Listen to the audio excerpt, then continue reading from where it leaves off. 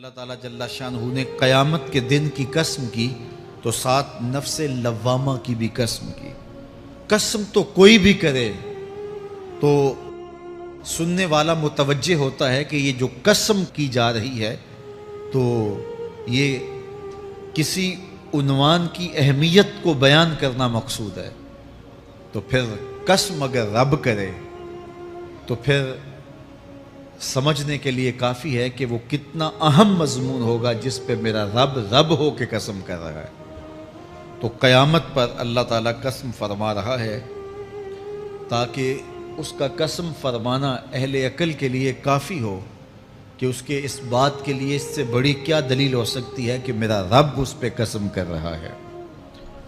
اَيَحْسَبُ الْإِنسَانُ أَن لَّن نَّجْمَعَ عِظَامَهُ، اللہ تعالیٰ ارشاد فرماتا ہے کہ کیا آدمی یہ سمجھتا ہے کہ ہم ہرگز اس کی ہڈیاں جمع نہیں فرمائیں گے؟ یہ ایک کافر تھا، عدی بن ربیعہ، یہ مراد ہے یہاں انسان سے۔ ایک روایت کے مطابق ابو جہل بن ہشام مراد ہے۔ تو یہ ابو جہل یا عدی بن ربیعہ یہ کہتے تھے کہ کیا ہڈیوں کو دوبارہ جوڑا جائے گا، دوبارہ ان کو جمع کیا جائے گا؟ یہ نہیں ہو سکتا، قیامت نہیں آ سکتی۔ وہ کہتے تھے یہ جہاں ہے بس ختم ہو جائے گا کام تمام، لہٰذا جو عزت پانی ہے، جو لذت حاصل کرنی ہے، جو عیش و عشرت کرنی ہے، جو کچھ کرنا ہے اسی جہان میں کر لو۔ آج کل بہت سارے لوگوں کا رویہ بھی یہی ہے کہ بس ٹھیک ہے یہ دنیا ہی سب کچھ ہے، آخرت بس ایک اعتقاد کی حد تک ذہن کے کسی گوشے میں ہے، 2 لمحوں کے لیے خیال آیا تو رک گئے، پھر اپنی وہی ڈگر کی زندگی۔ لیکن آخرت جب تیقن کی اس منزل تک پہنچ جائے پھر انسان کے اعمال کے اندر خود بخود جو ہے وہ نظم پیدا ہو جاتا ہے کہ چونکہ میں اللہ کے حضور پیش ہونا ہے اور ایک ایک عمل کا میں نے حساب دینا ہے۔ تو آخرت کے بارے میں یقین کی کمزوری انسان کو جو ہے وہ گناہوں کی دلدل میں پھنسا دیتی ہے۔ اس لیے آخرت کا یقین یہ بہت ضروری ہے تاکہ ہماری زندگی میں نظم پیدا ہو اور ہم اللہ کے حضور جھکنے والے، اس کے شکر گزار بندے، اس کی اتباع کرنے والے بنیں۔ تو اب وہ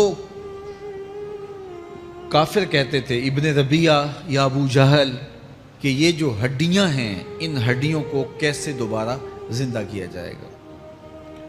نضر بن حارث ایک کافر تھا، وہ کہیں سے قبرستان سے پرانی ہڈی اٹھا لایا اور وہ اتنی بوسیدہ تھی کہ ہاتھ کے لمس سے ٹوٹ ٹوٹ کے گرتی تھی، اور حضور کے پاس آ کھڑا ہوا اور آ کے کہنے لگا کہ کیا ان ہڈیوں کو دوبارہ زندہ کیا جائے گا؟ کون ہے ان کو جو دوبارہ زندہ کرے؟ اور ساتھ ہڈی توڑتا ہے اور اس کے ریزے زمین پہ گرتے ہیں۔ تو حضور علیہ السلام نے اللہ کی جانب سے اس کا جواب دیا۔ ذرا قرآن پڑھیے، سورہ یاسین کا آخری رکوع ہے، وَضَرَبَ لَنَا مَثَلًا وَنَسِیَ خَلْقَهُ قَالَ مَن يُحْیِی الْعِظَامَ وَهِیَ رَمِیمٌ۔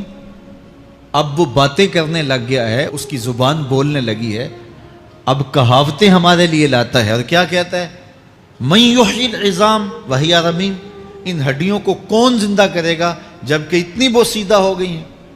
تو یہ نضر بن حارث حضور کے سامنے ہڈی لایا تھا اور توڑتا تھا اور کہتا تھا یہ ہڈیاں زندہ ہوں گی، ان ہڈیوں کو دوبارہ اٹھایا جائے گا جو اتنی بوسیدہ ہو گئی ہیں کہ ہاتھوں کا لمس بھی گوارا نہیں کرتی، اس کو دوبارہ زندہ کیا جائے گا؟ کون زندہ کرے گا؟ جواب سنو، قُلْ يُحْيِيهَا الَّذِي أَنشَأَهَا أَوَّلَ مَرَّةٍ، اے محبوب فرما دیجئے اب تو ہڈیاں موجود ہیں، جب ہڈیاں بھی نہیں تھیں تو جس رب نے انسان بنایا ہڈیوں کو جوڑ کے نہیں بنا سکتا۔ اب تو میٹیریل موجود ہے جب میٹیریل بھی موجود نہیں تھا۔ هل أتى على الإنسان حين من الدهر لم يكن شيئا مذكورا، انسان پر وہ وقت بھی آیا ہے جب یہ قابل ذکر چیز ہی نہیں تھا، اس کا نقشہ نہیں تھا، اس کی صورت نہیں تھی، اس کا میٹیریل نہیں تھا، اس کا مادہ نہیں تھا، لیکن جس نے حضرت انسان بنایا، پانی کی بوند سے تخلیق کیا، تو اب کیا وہ ہڈیوں کو جوڑ کر انسان نہیں بنا سکتا؟ تو یہ کفار بات کرتے تھے کہ نہیں نہیں نہیں، اتنی بوسیدہ ہڈیوں کو کیسے زندہ کیا جائے گا، یہ بات سمجھ میں نہیں آتی۔ پھر ان کے ذرے بکھر گئے، بعض انسانوں کو جانور چیڑ پھاڑ کے کھا گئے، کچھ وہ کھا گئے، کچھ ہڈیاں پڑی رہ گئیں، کچھ ان کی ہڈیاں راکھ بن کے اڑ گئیں۔ تو کیسے ہو سکتا ہے کہ ان کو دوبارہ زندہ کیا جائے، ان کے اجزاء جوڑے جائیں؟ اب یہ عدی بن ربیعہ نے بھی یہی کہا۔ اللہ ارشاد فرماتا یحسب الانسان ان نجمع عظامہ، یہ آدمی گمان کرتا ہے، کہتا ہے کیا ہڈیوں کو دوبارہ زندہ کیا جائے گا؟ اللہ فرماتا ہے کیوں نہیں، ہم اس بات پہ قادر ہیں کہ اس کے انگلیوں کے پور پور کو دوبارہ کھڑا کر دیں، اور اس کے اجزاء جو بکھرے ہوئے ہیں ان کو ہم اکٹھا کر کے دوبارہ ان کو جوڑ دیں، ہمارے لیے کوئی مشکل نہیں ہے۔ لیکن یہ اس کا خیال ہے کہ ہڈیوں کو کیسے جوڑا جائے گا، لیکن سورہ یاسین میں جو دلیل دی اس پہ کس قدر جو ہے وہ اشش کرنے کو جی چاہتا ہے۔ فرمایا کہ کل یحییھا الذی انشأھا اول مرہ، یہ کہتے ہیں یہ ہڈیاں کون جوڑے گا؟ کہا جب ہڈیاں بھی نہیں تھی، جس نے ہڈیاں بنائی اس کے لیے جوڑنا کیا مشکل ہے؟ تو یہ عجیب تم نے بات کی۔ تو اللہ تعالیٰ جل شانہ قیامت کے دن ہمارے وجود دوبارہ اٹھائے گا اور اپنے حضور بندوں کو کھڑا کرے گا اور ان سے سوال پوچھے گا۔ یہ نہیں ہے کہ جو مرضی کرتے گئے، ایک آدمی نے ظلم کیا، جبر کیا، زیادتیاں کی، لوگوں کا حق لوٹا، لوگوں کا مال غصب کیا، عزتیں پامال کی، اور اتنا مؤثر تھا کہ عدالتیں وہ خرید لیتا تھا، کچہریاں وہ خرید لیتا تھا، پولیس وہ خرید لیتا تھا، کوئی سے پوچھنے والا نہیں تھا، اس کی بات چلتی تھی، اس کا فون چلتا تھا، اس کا رکا چلتا تھا، عیش و عشرت کی زندگی گزاری اور مر گیا، ہزاروں کے حق غصب کر کے، ہزاروں کا مال ہڑپ کر کے، لوگوں کی آبروئیں لوٹ کے مر گیا اور قبر میں چلا گیا، بس قصہ ختم۔ اب نہ وہ اٹھے گا نہ اس سے حساب لیا جائے گا، تو پھر انصاف کہاں گیا؟ ایک عدالت ایسی ہونی چاہیے کہ جس عدالت میں اس کو بھی پکڑا جائے اور ٹکٹکی پہ باندھا جائے کہ دنیا پر تو کسی نے تجھے پکڑا نہیں، آ اس عدالت میں تیرے خلاف سلطانی گواہ بھی موجود ہیں اور تجھے گناہوں کا، جرم کا بدلہ بھی دیا جائے گا، اور منصف جو ہے وہ انصاف کرے اور ان مظلوموں کو کھڑا کیا جائے کہ دنیا پر تو تمہاری داد رسی کسی نے کی، اس دربار میں تمہاری پوری پوری داد رسی کی جائے گی۔ عقل مانتی ہے کہ ایک ایسا دربار ہونا چاہیے، ایسا احتسابی عمل ہونا چاہیے، ایک ایسی عدالت لگنی چاہیے کہ جس کا کہیں جسے انصاف نہیں ملا اس کو وہاں جا کے انصاف ملے، اور وہ دن قیامت کا دن ہے۔ اس کا یقین زندگی میں نظم پیدا کر دیتا ہے اور تھر تھر بدن کانپتا ہے کہ آج اگر ہم مؤثر بھی ہو جائیں اور کسی کے سامنے جواب دہ نہ ہوں، لیکن ایک عدالت تو ہے جہاں ہم نے جواب دہ ہونا ہے اور اپنے ایک ایک عمل کا حساب دینا ہے۔ تو اللہ ارشاد فرماتا ہے کہ اس عدالت کے سامنے تم نے پیش ہونا ہے، تمہارے جوڑ جوڑ کو اللہ تعالیٰ دوبارہ کھڑا کرے گا اور اس کو دوبارہ تخلیق کرے گا اور پیدا کرے گا، اور تم دوبارہ کھڑے ہو جاؤ گے، اس کے حضور پیش ہوگے۔ بل یرید الانسان لیفجر امامہ، بلکہ آدمی چاہتا ہے کہ اس کی نگاہ کے سامنے بدی کرے۔ استغفر اللہ۔ یہ ایک ظالم کافر تھا، وہ حضور کی خدمت میں آیا، کہنے لگا میں نہیں مانتا قیامت آئے گی۔ حضور نے اس کو دلائل دیے، تو جب دلائل کے سامنے بے بس ہو گیا تو کہنے لگا کہ جس قیامت کی آپ بات کرتے ہیں وہ قیامت آ بھی گئی تو میں نہیں مانوں گا۔ اللہ اکبر۔ تو وہ انکار کرنے والوں کی انتہا ہوتی ہے، اور ذرا دیکھیے وہ کیا بول رہا ہے، بل یرید الانسان لیفجر امامہ۔ اس کی سرکشی دیکھیے، اس کا تمرد دیکھیے۔ وہ کہتا ہے اچھا اگر قیامت قائم ہوئی تو یہ گناہ، یہ جرم، یہ بدی، یہ بدکاریاں، یہ ظلم جو میں کرتا ہوں، یہ بدکاریاں رب کے سامنے کروں گا۔ کیسی ڈٹائی ہے، مذاق اڑاتا ہے، تمسخر اڑاتا ہے آخرت کا۔ کہتا ہے جو بدیوں کا کاروبار میں نے گرم کیا ہے، جو بدکاریاں میری زندگی کا معمول ہیں، جو دادے عیش دیتا ہوں، جو عزتوں کو پامال کرتا ہوں، جو غریبوں کے پنجے توڑتا ہوں، جو لوگوں کا حق غصب کرتا ہوں، جو برائیاں کرتا ہوں، اگر قیامت قائم بھی ہو گئی تو میں یہ سارے جرم رب کے سامنے کروں گا، پھر وہ مجھے پکڑ کے دکھائے۔ اللہ اکبر۔ یسأل ایان یوم القیامہ، پھر پوچھتا ہے اچھا قیامت کب آئے گی؟ یہ تمسخر کے طور پہ پوچھتا ہے، لاؤ نہ قیامت، کب آئے گی قیامت، میں جرم رب کے سامنے کرنا چاہتا ہوں۔ اللہ اکبر۔ اب جواب سنیے، اب لفظوں کا ترجمہ اس زور سے کیا ہی نہیں جا سکتا جس زور کے لفظ ہیں۔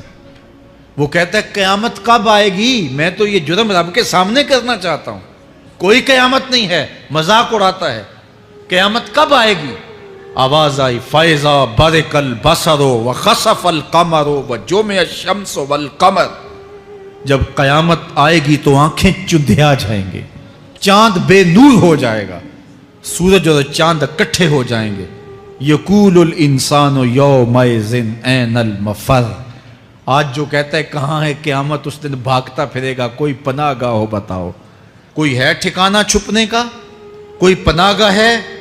کلا لا وزر، آواز آئے گی کوئی ٹھکانہ نہیں ہے، آج کوئی ٹھکانہ نہیں ہے۔ الی ربک یومئذ المستقر، اگر ٹھکانہ ہے تو صرف رب کے پاس ہے، انہیں ٹھکانہ ملے گا جو رب کے بندے ہیں اور اس کی دہلیز پہ آنے والے ہیں۔ یُنَبَّأُ الْإِنسَانُ یومئذ بما قدم وأخر، اللہ تعالیٰ اس دن بتا دے گا جو آگے بھیجا اور وہ بھی بتا دے گا جو پیچھے چھوڑا، ایک ایک چیز تشت ازبام ہو جائے گی۔ یوم تبلی السرائر فما لہ من قوت ولا ناصر، اللہ فرماتا سارے راز کھل جائیں گے، جو بند کمروں میں جرم کیے داد عیش دیتا رہا وہ بھی کھل جائیں گے، اور پھر کوئی طاقت نہیں ہوگی، کوئی زور نہیں ہوگا، کوئی زر نہیں ہوگا جو اس کو بے نقاب ہونے سے بچا سکے۔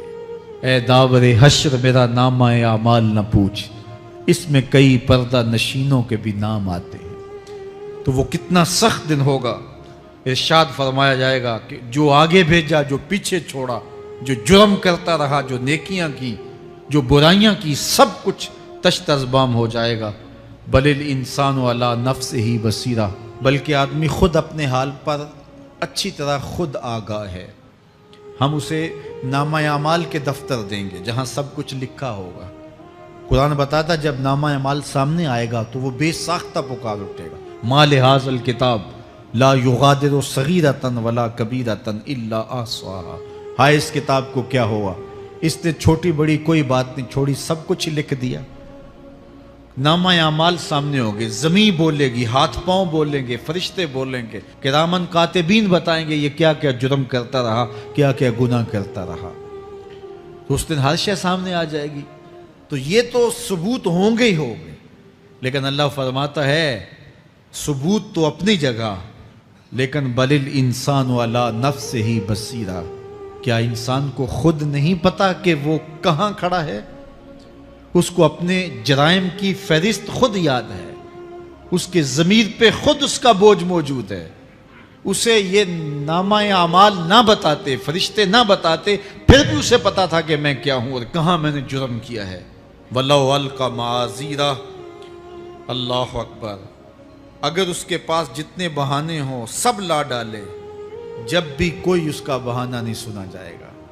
قیامت کا دن ہوگا، دنیا کے اوپر تو بہانوں سے انسان بچ نکلتا ہے، کوئی جھوٹ بول لیا، کوئی جھوٹا گواہ پیش کر دیا، کوئی مکر کر لیا، کوئی رشوت چل گئی، کوئی سفارش کام آ گئی، کوئی بہانہ تراش لیا، بات کو توڑ موڑ کے پیش کر لیا۔ لیکن قیامت کا جب دن ہوگا تو کوئی نہ جھوٹا گواہ چلے گا، نہ رب کی پولیس رشوت لیتی ہے، نہ وہاں انصاف کے خلاف کوئی کام ہوگا، اور نہ ہی کوئی بہانہ چل سکے گا۔ اللہ اکبر۔ دوسری بات مفسرین نے یہ بھی لکھی کہ بعض اوقات یہ ہوتا ہے کہ انسان اپنے گناہ پر، اپنے جرم پر کوئی بہانہ تلاش کر کے لوگوں کو مطمئن کر لیتا ہے۔ جو اس نے جرم کیا، کسی سے زیادتی کی، کسی کا حق غصب کیا، تو لوگوں نے ملامت کی تو وہ کوئی بہانہ تلاشتا ہے اور لوگوں کو مطمئن کر لیتا ہے۔ بعض اوقات لاجواب کر دیتا ہے، بعض اوقات مطمئن بھی کر لیتا ہے۔ وہ لوگوں کو تو مطمئن کر لیتا ہے لیکن وہ خود مطمئن نہیں ہو سکتا۔ جس نے جرم کیا ہوتا ہے، جرم اس کو اندر سے ڈستا رہتا ہے، اس کا ضمیر اس کو ٹھوکریں مارتا رہتا ہے، اندر کی بے چینی اسے تنگ کرتی رہتی ہے، اگرچہ وہ دلائل سے، مکر و فریب سے، باتوں کو توڑ موڑ کے عذر کر لیتا ہے، کوئی بہانہ بنا لیتا ہے، لیکن اس کے باوجود اس کے اندر کوئی چین، اندر کوئی اطمینان نہیں ہوتا۔ اللہ اکبر! تو مجرم بے چین رہتا ہے۔ آج ہماری بے چینیوں کا ایک سبب ہمارا مالک کی دہلیز سے منہ موڑنا اور بہت سارے دیدہ نادیدہ گناہوں کا ارتکاب کرنا ہے۔ جب ہم سے سستیاں ہو جاتی ہیں، کوتاہیاں ہو جاتی ہیں، تو وہ گناہ ہمارا پیچھا نہیں چھوڑتے اور ہمیں بے چین اور مضطرب رکھتے ہیں۔ تو بعض اوقات جو ہے وہ ہم کہتے ہیں کہ پتہ نہیں بے چینی کیا ہے۔ بے چینی گناہوں کی ہے۔ گناہ طبیعت میں بے چینی پیدا کر دیتا ہے، سکون نہیں آنے دیتا۔ اطمینان کی دولت چھن جاتی ہے جب کوئی شخص گناہ کرتا ہے، اور یہ لازمی نہیں ہے کہ وہ کسی کا حق غصب کرے، اس نے کسی کی عزت ہی پامال کی ہو، اس نے کسی کی آبرو پہ حملہ کیا ہو۔ اگر نماز چھوڑی ہے تو بے چینی یہ بھی کم نہیں ہے، یہ رب کی نافرمانی ہے۔ اگر اس کی نظر بھٹکی ہے تو یہ بھی کم بے چینی نہیں دیتی۔ اگر اس کا خیال بہکا ہے، اس نے زبان سے کسی کو دکھ دیا ہے، اس نے کسی کے لیے سب و شتم کا انداز اختیار کیا ہے، گالی گلوچ کا رنگ اختیار کیا ہے، تو پھر کیا ہوا کہ یہ بے چینی اندر کو توڑتی رہتی ہے۔ انسان چلتا پھرتا ہے لیکن اسے طمانیت نہیں ملتی، اسے سکون نہیں ملتا۔ سکون کب ملے گا؟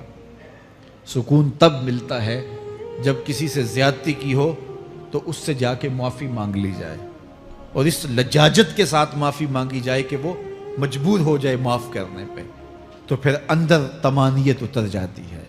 اگر رب کی نافرمانیاں کی ہیں تو لیلۃ القدر کے دامن میں اس سے معافی مانگ لو، اتنی لجاجت سے معافی مانگو، اس قدر رو کے معافی مانگو، ترلے منت پہ اتر آؤ، ہاتھ جوڑو، آنسو بہاؤ، چیخو، چلاؤ، رو، اس کی دہلیز سے لپٹ جاؤ، اس سے اپنے گناہوں کی معذرت کرو۔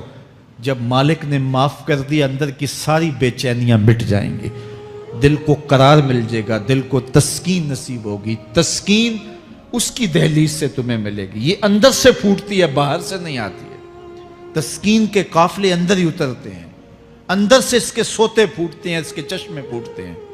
ہم باہر سے ڈھونڈتے ہیں، باہر سے تسکین نہیں ملتی، یہ اندر سے آئے گی۔ اس لیے اس دل کے اوپر لگے ہوئے میل کچیل کو، غلاظت کو دور کر لو اور کھرچ دو دل کے اوپر پڑے ہوئے جتنے بھی زنگ ہیں، تو پھر نتیجہ کیا ہوگا؟ دل ستھرا ہوگا، مصفا ہوگا، مزکا ہوگا، تو پھر دل پر نور ہوگا، تو پھر آپ کو زندگی گزارنے کا لطف اور سرور اور مزہ آنے لگ جائے گا۔ تو انسان جب دلیلیں تراشتا ہے، اس سے بعض اوقات اپنے آپ کو بھی مطمئن کرنے کی کوشش کرتا ہے، اوروں کو بھی مطمئن کر لیتا ہے، لیکن حقیقت میں اطمینان نہیں ہوتا، وہ بے چینی ہوتی ہے۔ تو اللہ تعالیٰ جل شانہ اس کہانی کو بیان کرتے ہوئے ایک اور مضمون کو بیان کیا، اور یہ بالکل درمیان میں جملہ معترضہ کے طور پہ جو ہے وہ نظر آ رہا ہے کہ بات تو چل رہی ہے، تو اچانک اللہ اپنے محبوب سے مخاطبہ فرماتا ہے اور کیا ارشاد کرتا ہے؟ لا تحرک بہ لسانک لتعجل بہ۔ تو یہ اچانک بات کیوں آ گئی؟ اصل بات یہ تھی کہ جب وحی نازل ہوتی تو آقا کریم علیہ السلام ہمہ تن گوش ہو کے اس وحی کو سنتے، پھر اس کو محفوظ کرنے کی فکر ہوتی کہ جو میں نے سنا ہے وہ اچھی طرح مجھے یاد ہو جائے، اور پھر آقا کریم علیہ السلام کی تیسری فکر یہ ہوتی کہ اس کے جو معارف ہیں، اسرار ہیں، اور اس کے جو ثمرات ہیں، اس کی جو تفصیلات اور نکلنے والے اس کے نتائج ہیں، وہ بھی اچھی طرح جو ہے وہ میں سمجھ پاؤں۔ تو یہ تین مشقتیں بیک وقت حضور گوارا کر رہے ہوتے۔ اب قیامت کا ہولناک منظر جو پیش کیا گیا، اور پھر انسان جب اپنے رب کی نافرمانی کرتا ہے تو جو اس کا حال ہوتا ہے، تو یہ سارے مضامین کو اللہ کے محبوب سن رہے تھے۔ حضور کے قلب اطہر پر گرانی آئی، اور میرے رب کو کیسے گوارا تھا۔ جو حضور سن رہے تھے جلدی جلدی اس کو زبان پہ لانا چاہ رہے تھے تاکہ وہ اچھی طرح ازبر ہو جائے، لیکن اللہ نے محبوب کی اس مشقت کو دیکھا تو فرمایا لا تحرک بہ لسانک لتعجل بہ۔ محبوب آپ اپنی زبان کو جنبش نہ دیں، آپ جلدی کرتے ہیں تاکہ وہ جو میں نے سنا ہے وہ میری زبان پہ آ جائے۔ ان علینا جمعہ و قرآن، یہ ہمارے اوپر ہے، ہم آپ کے دل میں جمع بھی کریں گے، جو آپ کو سکھایا ہے وہ آپ کو یاد بھی رہے گا، وہ آپ بھول نہیں سکیں گے۔ فَإِذَا قَرَأْنَاهُ فَاتَّبِعْ قُرْآنَهُ، اور جب ہم پڑھ لیں تو پھر اس کے بعد آپ اس کو دہرائیں پڑھیں۔ ثُمَّ إِنَّ عَلَيْنَا بَيَانًا، پھر اس کی تفصیل بھی ہمارے ذمہ ہے، اس کا بیان بھی ہمارے ذمہ ہے۔ اس سے وہ لوگ جو حجیت حدیث کا انکار کرتے ہیں اور پھر وہ کہتے ہیں کہ نہیں بس قرآن مجید کی آیات ہی ہیں، اس کے علاوہ اور کچھ نہیں ہے، وہ من اللہ نہیں ہے، تو یہاں غور کرنا ہے۔ ثم ان علینا بیانہ فرمایا گیا، پھر ہمارے اوپر ہے اس کا بیان جو آپ کو ہم القاء کریں۔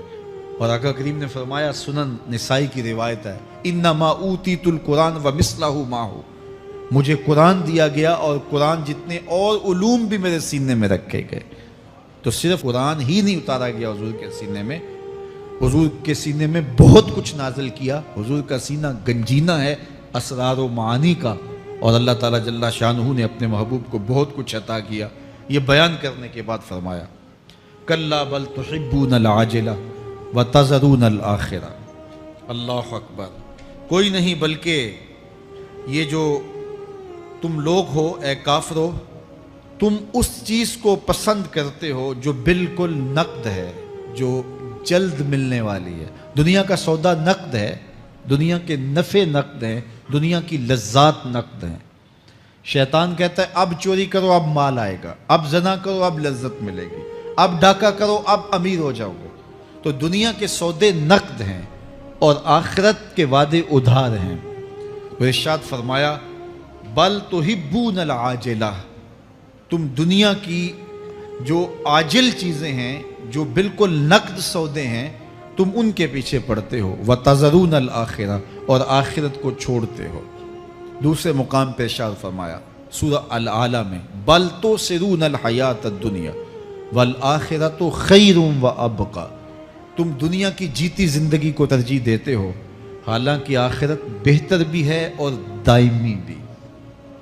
میں آپ کی توجہ چاہوں گا، آخرت بہتر بھی ہے اور دائمی بھی، لیکن تمہاری ترجیح یہ دنیا ہے جس کی آخرت کے مقابلے میں کوئی حیثیت ہی نہیں ہے۔ حضور نے ارشاد فرمایا، اگر کسی کو جنت میں ایک کوڑا رکھنے کی جگہ مل جائے، ایک ڈنڈا رکھنے کی جگہ مل جائے، دنیا و ما فیہا کی دولتوں سے وہ زیادہ قیمتی ہے۔ 7 براعظموں پہ پھیلی ہوئی کائنات، سمندروں کی تہوں میں قیمتی موتی، پہاڑوں کے دامن میں قیمتی معدنیات، مالیاتی اداروں کے پاس سرمائے، لوگوں کے پاس دولت کے انبار، یہ سارے اکٹھے کر لیے جائیں اور ان کی قیمت لگائی جائے، اور جنت میں ایک ڈنڈا رکھنے کی جگہ، ایک عصا رکھنے کی جگہ، ایک کوڑا رکھنے کی جگہ، وہ جگہ پھر بھی زیادہ قیمتی ہے۔ پراپرٹی ویلیو ہوتی ہے نا، وہ کہتے ہیں کہ دور دراز دیہات سے 10 ایکڑ فروخت کریں تو یہاں ہمارے بائی پاس پہ اگر لیں تو 1 کنال جگہ آئے گی، 10 ایکڑ فروخت کر کے یہاں 1 کنال ملے گی۔ اور اگر آپ مزید اس کو فروخت کر کے مزید جو ہے وہ کسی مہنگے علاقے میں چلے جائیں تو ہو سکتا ہے 2 مرلے اس 10 ایکڑ کے مقابلے میں آئیں۔ تو اس طرح مختلف جگہوں کی پراپرٹی ویلیو ہوتی ہے۔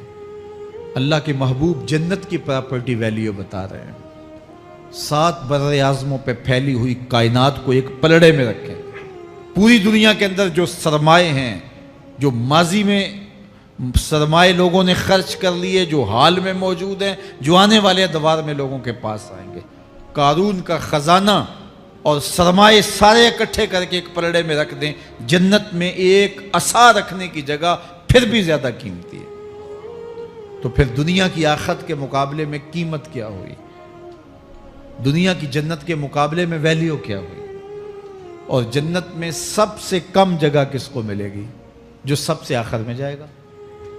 ظاہر ہے سب سے کم جگہ اسی کے پاس ہوگی جو سب سے آخر میں جہنم کے دھکے کھا کھا کے، رگڑے سہ سہ کے پھر آخر میں جنت میں جائے گا، سب سے تھوڑی جگہ اس کے پاس ہوگی۔ حدیث پاک میں آتا ہے، بخاری میں آتا ہے، حضور نے ارشاد فرمایا کہ جب جہنم سے آخری جہنمی نکالا جائے گا تو اللہ تعالیٰ اسے پوچھے گا بتا تیری کوئی آرزو، تو وہ کہے گا مالک یہ آرزو ہے، یہ آرزو ہے، مختلف آرزوؤں بتائے گا۔ اللہ فرمائے گا لکا ما تمنیتا، جو تو نے آرزو کی جا جا تجھے میں نے عطا کر دی، اب جنت میں چلا جا۔ تو اس کی تو توقع یہ ہوگی کہ سایہ دیوار جنت میں جگہ مل جائے تو غنیمت ہے، اور اگر جنت کے اندر جاؤں تو کوئی جھونپڑا مل جائے 2 مرلے کا تو وہ بھی کافی ہے۔ لیکن اللہ اسے کتنی جگہ دے گا؟ اللہ فرمائے گا جا جنت میں، تیرے لیے جنت میں دنیا سے 10 گنا جگہ ہے۔ 7 بر اعظموں کو 10 سے ضرب دے تو کہا کہ دنیا سے 10 گنا جگہ تیرے لیے۔ اس کو یقین ہی نہیں آئے گا، وہ کہے گا اتسخر وانت الملک، میرے رب تو بادشاہ ہو کے مجھ سے مذاق کر رہا ہے؟ اللہ فرمائے گا نہیں، تیرے لیے 10 گنا جگہ ہے، اور اس کے لیے 10 گنا جگہ ہوگی جو سب سے آخر میں جنت میں جائے گا۔ میں آپ کی توجہ چاہوں گا، جو آخری جنتی ہے اس کے پاس کتنی جگہ ہوگی، کتنی پراپرٹی ہوگی؟ آج تو 2 10 20 50 مربع کسی کے پاس ہوں تو وہ اتراتا ہوا چلتا ہے کہ میں اتنا بڑا ذمہ دار ہوں۔ جنت میں آخری جنتی کی جگہ کتنی ہوگی؟ دنیا سے 10 گنا جگہ۔ تو داتا گنج بخش علی حجویری کی جاگیروں کا عالم کیا ہوگا؟ بابا فرید الدین گنجے شکر کی جاگیروں کا عالم کیا ہوگا؟ پھر اصحاب رسول کی جاگیروں کا عالم کیا ہوگا؟ قیمتی کتنی جگہ کہ ایک ڈنڈا رکھنے کی جگہ مل جائے، دنیا و ما فیہا سے وہ قیمتی، اور وہ قیمتی جگہ دنیا سے 10 گنا جگہ اس کو دی جائے گی جو سب سے آخر میں جائے گا۔ تو مجھے بتائیے اس سے بڑا بے وقوف کوئی ہے جو آخرت کو برباد کر کے دنیا کا سودا کرتا ہے؟ بل توسرون الحیات الدنیا والآخرۃ خیر و ابقا، کہا آخرت بہتر بھی ہے اور دائمی بھی ہے، نہ ختم ہونے والی زندگی ہے۔ تو یہاں بھی ارشاد فرمایا کلا بل تحبون العاجلہ وتذرون الآخرہ، تم نقد کے پیچھے دوڑتے ہو، آخرت جو ادھار ہے اس کی پرواہ نہیں کرتے ہو۔ یہ نقد تمہیں مل بھی جائے، پہلی تو بات ہے ملتی نہیں ہے، دنیا تمہارے آگے بھاگتی ہے اور تم پیچھے بھاگ رہے ہو۔ کچھ حصہ تمہیں مل بھی گیا تو وہ کتنے سالوں کے لیے؟ 60 سال 70 سال، یہ تو بڑی لمبی زندگی ہے۔ ہمارے ہاں 45 سال ایوریج نکالی گئی ہے۔ 60 سال بھی کوئی جی لے، 70 سال بھی کوئی جی لے، کیا حیثیت ہے آخرت کے مقابلے میں؟ آخرت کا ایک دن یوم حشر قرآن بتاتا ہے 50,000 سال کا ہوگا۔ 50 سال کا نہیں، 50-100 سال کا نہیں، 50,000 سال کا ایک دن۔ پھر اس کے بعد نہ ختم ہونے والی زندگی، مینڈے کی شکل میں موت کو بھی ذبح کر دیا جائے گا، موت کو بھی موت آ گئی، اب موت نہیں ہے، نہ ختم ہونے والی زندگی۔ اور جو جنت میں چلا گیا سب سے آخر میں جانے والے کی یہ جائیدادیں۔ تو اصل زندگی تو آخرت کی زندگی ہے۔ کلا بل تحبون العاجلہ وتذرون الآخرہ، یہ تو ایک سودا ہے۔ اب اللہ تعالیٰ ایک اور چیز بتا رہا ہے، ذرا غور کیجئے۔ دنیا کی محبت دل میں ایسی پیدا ہو گئی کہ ہمیں سال کے بعد ماہ سیام میں مسجد میں آنا نصیب ہوتا ہے، اور ہم اپنی ہی دنیا میں مگن ہیں کہ یہی دنیا سب کچھ ہے۔ یہ کائنات بھی دیکھو، میرا رب بیان کر رہا ہے وجوہ یومئذ ناظرہ الی ربہا ناظرہ۔ وہ دن جب آئے گا تو جب بندے اس کے حضور حاضر ہوں گے جنہوں نے اپنی زندگی حزم و احتیاط سے گزاری ہوگی، رب کی اتباع میں، فرما برداری میں، اس کے حکموں کو پورے کرتے بسر کی ہوگی، پھر ان کو صلہ کیا ہوگا؟ اللہ فرمایا کچھ چہرے ہوں گے جو تر و تازہ ہوں گے، کھل کے گلاب ہو جائیں گے، چہرے منور اور تابہ ہوں گے۔ یہ اتنے کھلے کیوں ہوں گے، چہرے گلاب کیوں ہوں گے؟ الی ربہا ناظرہ، اس لیے کہ رب کا دیدار نصیب ہوگا۔ رب کا دیدار نصیب ہوگا تو چہرے کھل جائیں گے اور چہرے شگفتہ ہو جائیں گے، چہرے تر و تازہ ہو جائیں گے۔ یار کوئی پرانا دوست مل جائے اور آپ سخت صدمے کے ماحول میں ہوں تو اچانک اسے دیکھ لیں تو آپ کا چہرہ کھل جاتا ہے اور آپ کا چہرہ گلاب بن جاتا ہے، تو پھر کیا منظر ہوگا؟ دنیا کے تھکے ہوئے لوگ जंगों के सताए हुए लोग, बदर, ओहद, हुनैन और करबला की सख्तियां गवारा किए हुए लोग, तहज्जुद के अंदर लंबा क़याम करके रातों की तन्हाइयों के थके हुए लोग, हलाल खाया हराम नहीं खाया और दुनिया से पीछे रह गए, दुनिया आगे चली गई और ये हलाल की तलाश में बज़ाहिर पीछे रह गए। घर वाले भी ताने देते हैं कि तुम तो पीछे रह गए, दुनिया कहाँ चली गई, तुम्हारे रिश्तेदार कहाँ चले गए। ताने और तानो तशनी के बरसते तीर सहे सारी ज़िंदगी गुजार दी। दुखों के मारे हुए ये शख्स जब क़यामत के दिन अपने रब के हुजूर जाएंगे तो अल्लाह रुख अनवर से निकाब हटा देगा। फिर क्या होगा? अल्लाह का दीदार होगा तो ये चेहरे खिल जाएंगे, सारी थकन उतर जाएगी, जन्म जन्म की सारी थकन उतर जाएगी और चेहरे शगुफ्ता गुलाब बन जाएंगे। अल्लाह फरमाएगा देखो इनके चेहरे कैसे खिले हुए, वुजूह यौमइज़िन नादिरा इला रब्बिहा नाज़िरा। ये तो खुशनसीब लोगों के चेहरे हैं। व वुजूह यौमइज़िन बासिरा, और फिर उस दिन कुछ मुंह बिगड़े हुए होंगे। कैसे बिगड़े होंगे? पाँव में दर्द हो तो चेहरे पर बगाड़ होता है, पेट में दर्द हो तो चेहरा अच्छा दिखाई नहीं देता, कान में दर्द हो, आंख में दर्द हो, सर में दर्द हो तो चेहरा बिगड़ जाता है। और इनके चेहरे इतने बिगड़े होंगे, कोई आने वाला खौफ तारी हो तो चेहरे बिगड़ जाते हैं। और इंसान के चेहरे की हवाइयाँ उड़ी होती हैं, अब इनके चेहरों की हवाइयाँ उड़ी होंगी। क्यों? कुरान बताता है तज़ुन्नु अन युफ़अला बिहा फ़ाक़िरा, ये डर रहे होंगे कि हमारे साथ अब जो सलूक होने वाला है वो कमर की हड्डी तोड़ देगा। हमने रब के हुक्मों को तोड़ा, हमने परवाह ही नहीं की। हम समझे दुनिया में आए हैं तो हमारी दुनिया है, आवारा हों, ख्वाहिशात नफ्स के मुताबिक जिंदगी गुजारें, आंखें बेहयाई में लगी रहीं, सोचें आवारगी में लगी रहीं, कान नगमे सुनते रहे, जुबान झूठ बकती रही, जुल्मो जबर का बाजार गर्म रखा, इस्मतें इज्जतें पामाल करता रहा, लोगों का माल लूटता रहा, हक गसब करता रहा, कलेजी और दिल चीरता रहा, लोगों को जख्मी करता रहा, लोगों के जज्बात से खेलता रहा। परवाह नहीं की कि ये दुनिया है, इम्तिहान गाह है, चंद दिनों के लिए आए हैं, अल्लाह के हुजूर पेश होना है, अमलों का हिसाब होना है। अब जब वो देखेंगे कि हमारे साथ क्या होने वाला है तो उनके चेहरे पहले बिगड़ जाएंगे। क्यों? वो गुमान करेंगे कि उनकी रीढ़ की हड्डी तोड़ दी जाएगी। ऐसे अजाब आएंगे जिस तरह किसी की रीढ़ की हड्डी टूट जाए तो उसका चेहरा शगुफ्ता गुलाब तो नहीं होता, उसका चेहरा जो है वो तो किस कदर मुरझाया हुआ होता है। तो अल्लाह इरशाद फरमाता है इस तरह इनके चेहरे होंगे।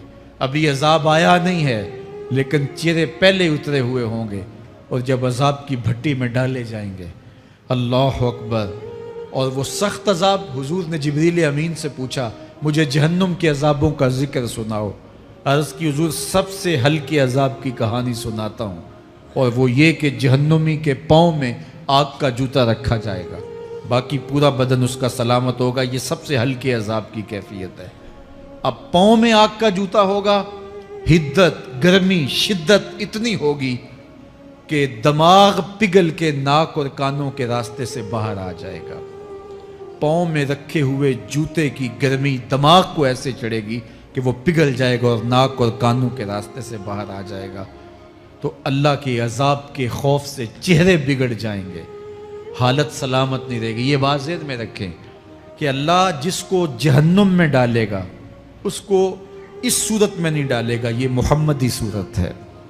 ये शक्ल उसकी छीन ली जाएगी और उसकी शक्ल बड़ी कर दी जाएगी। उसका एक एक दांत ओहद पहाड़ जितना होगा।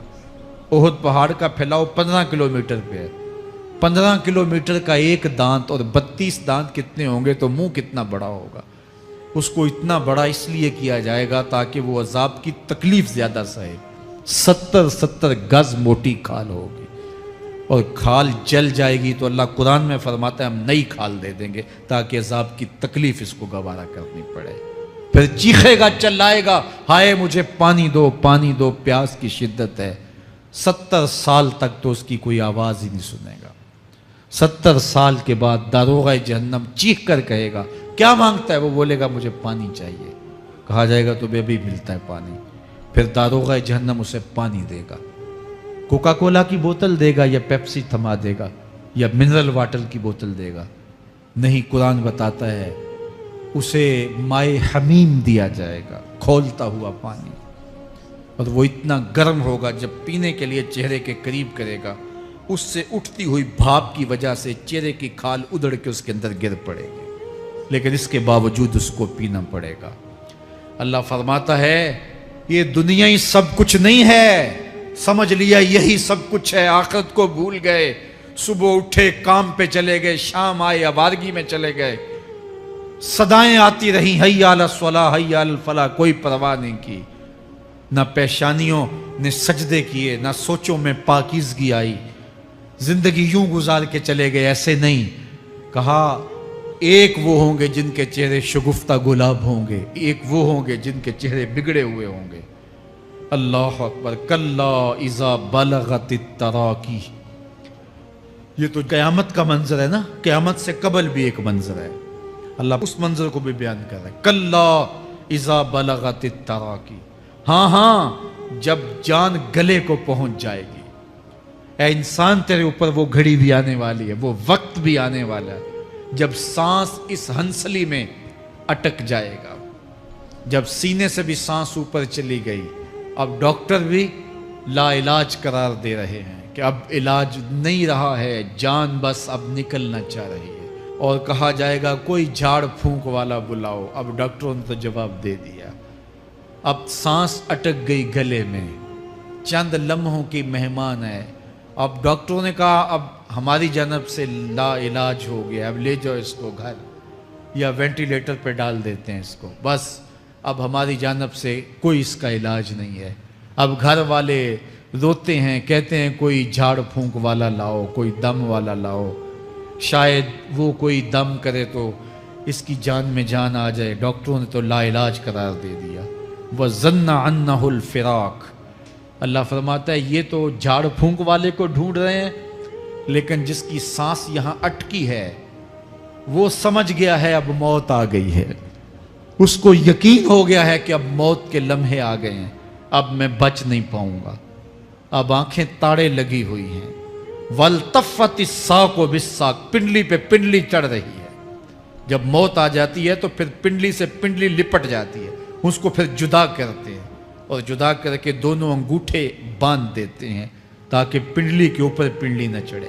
اللہ وہ منظر بیان کرتا ہے، صاحب یہ وقت آنے والا ہے جب دونوں انگوٹھے باندھ دیے جائیں گے، جب ناک میں روئی ٹھونس دی جائے گی، جب چٹے لباس میں کفن دیا جائے گا، جب غسال کے سامنے بے بس پڑے ہوں گے، وہ چاہے یہ بازو اٹھائے چاہے یہ بازو اٹھائے، گرم پانی ڈالے یا سرد پانی ڈالے، جب بس پڑے ہوئے ہوں گے جو ہے وہ غسل دینے والوں کے، اور ناک میں روئی ہوگی اور دونوں انگوٹھے آپس میں بندھے ہوں گے، یہ محل، یہ ماڑی، یہ کوٹھیاں، یہ بنگلے جس کو سویر شام لگ کے حلال حرام کی تمیز کیے بغیر بنایا تھا، غوث اعظم رضی اللہ تعالیٰ عنہ بولے مکان بنا رہا ہے، بسیں گے اور حساب تو جا کے دے گا، اور یہ تو ایک رات بھی تجھے اس گھر کے اندر نہیں رکھیں گے کہ چلو ایک رات مہمان رکھ لیں، کہتے ہیں نہیں نہیں مہمانوں نے بھی جانا ہے تو جلدی کرو اس کو سپرد کراؤ، وہ تو تیرا لباس بھی پھاڑ کے اتاریں گے، خود غسل دینے کے لیے تیار بھی نہیں ہے،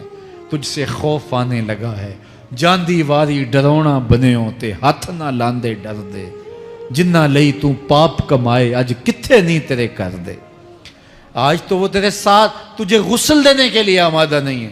وَالْتَفَّتِ السَّاقُ بِالسَّاقِ، جب پنڈلی پہ پنڈلی چڑھنے لگ جائے گی، إِلَىٰ رَبِّكَ يَوْمَئِذٍ الْمَسَاقُ، اس دن تیرے رب کی طرف ہی لوٹ کے جانا ہے۔ فَلَا صَدَّقَ وَلَا صَلَّىٰ، اس نے نہ تو سچ مانا اور نہ نماز پڑھی، وَلَٰكِنْ كَذَّبَ وَتَوَلَّىٰ، ہاں جھٹلایا اور منہ پھیر کے چل پڑا۔ ثُمَّ ذَهَبَ إِلَىٰ أَهْلِهِ يَتَمَطَّىٰ، پھر اپنے گھر کو اکڑتا ہوا چلا۔ اولا لک فاولا ثم اولا لک فاولا، تیری خرابی آ پہنچی، ہاں تیری خرابی آ پہنچی۔ ایحسب الانسان ان یترک سدی، انسان دنیا میں یہ گمان کرتا ہے اس کو سدا چھوڑ دیا جائے گا۔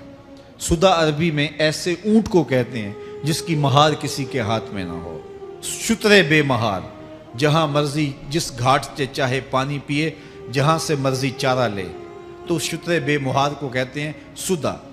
تو یہ انسان بھی گمان کرتا ہے کہ میں بھی سدا ہوں، مجھے کوئی کیوں پوچھے، میرے جذبات پہ کوئی کیوں قدغن لگائے، مجھے کیوں روکے کوئی۔ بالخصوص جوانی کے ایام کے اندر جوان کو بڑا ہوتا ہے کہ کوئی مجھے کیوں، وہ تو ماں باپ کے کہنے میں بھی نہیں آنا چاہتا، وہ کہتا ہے کیوں مجھے روکتے ہیں، میری جوانی ہے، میرے جذبات ہیں، مجھے آزادی سے جینے دو، کیوں میرے راستے میں رکاوٹ بنتے ہو، میں سدا ہوں۔ اللہ فرماتا ہے نہیں، ایک اونٹ تو سدا ہو سکتا ہے، جس کو میں نے اشرف المخلوقات بنایا ہے اس کو تو سدا نہیں چھوڑوں گا، اس کو تو پابند بناؤں گا حکام کا۔ اب وہ کہتا ہے کہ نہیں نہیں، یہ کیسے دوبارہ اٹھائے جائیں گے؟ اب دوبارہ وہی بات پھر آ گئی، الم یک نطفۃ من منی یمنا۔ اللہ فرماتا ہے ایک بوند تھی نا، پانی کا ایک قطرہ تھا جو رحم مادر میں رکھا گیا، ثم کان علقہ، پھر وہ پانی کا قطرہ لوتھڑا بنا، فخلق فسوی، پھر اللہ نے اسے پیدا فرمایا اور پھر ٹھیک ہموار کیا، فجعل منہ الزوجین الذکر والانثی، پھر اس سے وہ جوڑ بنائے، کوئی مرد بنایا کوئی عورت بنائی۔ کہا اب غور کر، اب تیری آنکھیں دیکھتی ہیں، بجلیاں چمکتی ہیں، تیری زبان کا طوطی بولتا ہے، لوگ اشش کرتے ہیں تیری گفتگو پہ، تیری گفتار پہ صدقے جاتے ہیں، تیرے لہجے کے جمال کو دیکھتے ہیں، تیرے سینے کا زور، تیرے پنجوں کی طاقت، تیری دماغ کی تیزیاں اور تیری سوچوں کے اجالے، تیری زوردار ٹانگیں، تیرے کڑیل بازو اور تیری چوڑی چھاتی اور تیرے گلاب کی پتیوں جیسے ہونٹ، اے انسان یہ سب کچھ کہاں تراشا گیا؟ ماں کے رحم میں، اس تاریکی میں جو 3 پردوں میں تھی، تیرا سر تیرے گھٹنوں میں تھا، اور تیرے رب نے وہاں تیرے اندر نسوانیت یا رجولیت کی صلاحیتیں پیدا کی، تیری آنکھوں میں چمک پیدا کی، تیرے کانوں میں نغمے بکھیرے، تیری زبان کے پٹھوں پہ قوت ذائقہ رکھی، تجھے بولنے کی صلاحیت دی، تیرے پنجوں میں زور رکھا۔ آج تو مفتی شہر ہے، آج تو علامۃ الدہر ہے، آج تو قاضی القضات ہے، آج تو منسٹر ہے، آج تو وزیر اعظم ہے، آج تو پہلوان ہے، آج تو شہزادہ ہے، آج تو بادشاہ ہے، آج تو زوراور ہے، آج تیری طاقت کے کیا کہنے، آج شیروں کو تو نچا لیتا ہے، ہاتھیوں کو تو بٹھا لیتا ہے، آج تو بڑا زوراور گھڑ سوار ہے، آج تیری طاقت کے کیا کہنے، تو کشتی کرتا ہے، زمانہ دیکھنے آتا ہے، آج تیری طاقت کے شوہرے ہیں، تیری عظمت کے تنتنے ہیں، لیکن انسان تو ایک ناپاک قطرہ تھا اور رحم مادر میں تھا، تیرے اندر یہ رنگ کس نے بھرے، تیرے کانوں میں نغمے کس نے رکھے، تجھے دماغ کی قوتیں کس نے دی، زبان کو بولنا کس نے سکھایا، آنکھوں میں توانائیاں کس نے رکھی، تیری زبان کا طوطی بولتا ہے، یہ سلیقے کس نے دیے؟ پھر اللہ فرمایا، کتنا زوردار بیان ہے، الیس ذالک بقادر علی ان یحیی الموتى، جو ماں کے پیٹ میں ایک نطفے کو ایک خوبصورت انسان بنا سکتا ہے، ہڈیوں کو جوڑ کے دوبارہ انسان نہیں بنا سکتا؟ کیا وہ دوبارہ تجھے کھڑا نہیں کر سکتا اپنے سامنے پیش ہونے کے لیے، جس کے حکموں کو تو نے توڑا ہے، جس کے فرامین کا تو نے مذاق اڑایا ہے؟ کیا وہ اتنا ہی بے بس ہے کہ اپنے حضور تجھے جو ہے وہ کھڑا ہی نہیں کر سکتا ہے؟ جس رب نے تجھے ماں کے شکم میں شکل دی، حضرت شیخ فرید الدین عطار بولتے ہیں، سانے کستی سلاتی می شود، ایسا کاریگر ہے مٹی سے بادشاہ بنا ڈالتا ہے۔ اس نے مٹی سے دارا و سکندر بنائے، اس نے مٹی سے جو ہے وہ رستم و سہراب بنائے، اس نے مٹی سے کیا کیا بنا دیا، جو مٹی سے بادشاہ بنا سکتا ہے، جو نطفہ رحم مادر سے جو ہے وہ شکل اور صورت اور رنگ اور جمال بنا دیتا ہے۔ تیری صورت نکھرتی ہے، تیرے ہونٹ گلابی ہیں اور تیری نرگسی آنکھیں ہیں، تیرے ریشمی بال ہیں اور تیری خوبصورت رنگت ہے، تو چال چلتا ہے تو لگتا ہے قیامت چل رہی ہے، تیرا قد رانا جو ہے وہ صنوبر کو شرماتا ہے، تیری گفتار کے تنتنے ہیں۔ جس نے اتنی خوبصورت شکل ماں کے رحم میں بنائی، کیا وہ ہڈیوں کو جوڑ کے دوبارہ انسان نہیں بنا سکتا؟ وہ دوبارہ انسان بنائے گا اور پھر تجھے اپنے حضور کھڑا کرے گا۔ اور ایک حدیث میں آتا ہے اللہ بندے کو اپنے حضور کھڑا کرنے کے بعد اپنے سامنے سے ہٹنے نہیں دے گا جب تک 5 سوال نہیں پوچھ لے گا۔ ان عمرہ ہی فیما افنا ہو، اس کی عمر کے بارے میں پوچھے گا کہاں ضائع کی؟ میں نے تجھے زندگی دی 60 سال 70 سال 40 سال 50 سال، اس زندگی کو کہاں گزار کے آیا ہے؟ ان شباب ہی فیما ابلا ہو، اس کی جوانی کے بارے میں پوچھا جائے گا جوانی کہاں گزار کے آیا ہے؟ مجنوں تو نہیں بنا رہا، خواہشات کا اسیر تو نہیں ہو گیا، دیوانوں کی طرح زندگی تو نہیں گزار کے آ گیا؟ تیری جوانی کسی چوک میں تو نہیں گزری، تیری جوانی آوارگی میں تو نہیں گزری، ساری رات سوشل میڈیا کے اوپر گندگی اور غلاستیں تو نہیں دیکھتا رہا؟ تیری زندگی گزری کہاں ہے؟ تیری جوانی گزری کہاں ہے؟ اگر کوئی جواب نہ ہوا تو پھر کیا جواب دے گا؟ اور وہ کتنا خوش نصیب ہوگا جو کہے گا مالک میری جوانی سجدوں میں گزری، میری جوانی قیام میں گزری، میری جوانی رکوع میں گزری۔ میرے حضور فرماتے ہیں سبعۃ یظلھم اللہ فی ظلہ یوم لا ظل الا ظلہ، 7 اشخاص ایسے ہیں قیامت کے دن جب کوئی سایہ نہیں ہوگا اللہ ان 7 کو اپنے عرش کا سایہ دے گا۔ ان میں سے دوسرا شخص میرے حضور نے بیان فرمایا وشاب نشأ فی عبادت اللہ، وہ جوان جس کی جوانی اللہ کی عبادت میں گزری۔ جوانوں اپنی زندگی کو مالک کی دہلیز پہ لے آؤ، جوانی وہی ہے جو مالک کی چوکھٹ پہ گزرے۔ اپنے دل کا تعلق جوڑو، عشق کرنا ہے تو پھر آمنہ کے لال سے کرو، محبت کا رشتہ ان سے جوڑو، تعلق کا ربط ان سے قائم کرو، جوانی کو دین کی راہ پہ ڈالو۔ اللہ اکبر، سنو میرے حضور کا فرمان، انا حبیب اللہ، میں اللہ کا حبیب ہوں۔ پھر فرمایا الشاب التائب حبیب اللہ، جو جوان جوانی میں توبہ کرے وہ بھی اللہ کا حبیب ہے۔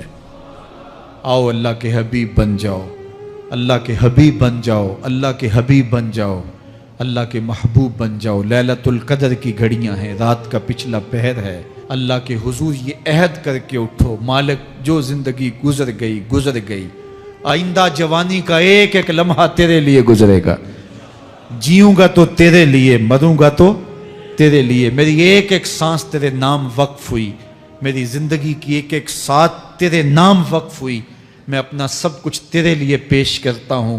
میری زندگی کا مالک بھی تو ہے، میری موت و حیات کا خالق اور مالک بھی تو ہے، یہ زندگی تو نے دی، تیری امانت ہے، تیرے حضور ہی پیش کرتا ہوں۔